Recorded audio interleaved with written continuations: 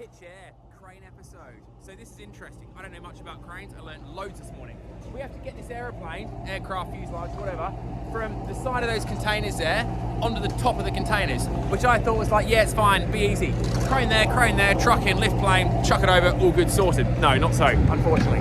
But I do think that level of enthusiasm, optimism, and simplification is not a bad starting point. Anyway, let's go up to the top and talk about the methodology that we're gonna have to use. Now, working with a local crane company, I'm gonna, anything we do content for them, which I'm hoping to publish, I want to check they're happy with it before I say their name, because there might be parts of the job they're not so keen on, but it should be really good. Proper good guys, really know their stuff, got some great kit.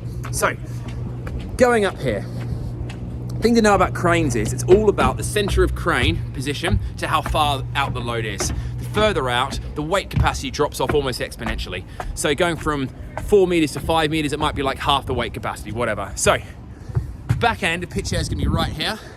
The front end where the cockpit is going to be at the end there. Now what they're going to have to do is get the truck in alongside these 40 footers. Then one crane's going to take from the nose landing gear position. The other crane's going to take down from where the landing gear is. So to do that, we can't get the crane in the obvious position, which is basically there and here, because there's just not the space.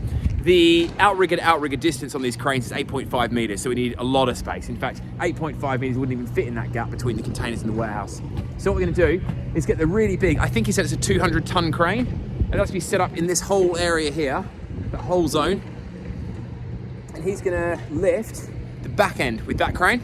Now the front crane, because it can't fit in the gap I thought, luckily we thought outside the box and we found that we can just put it outside the yard, reaching across.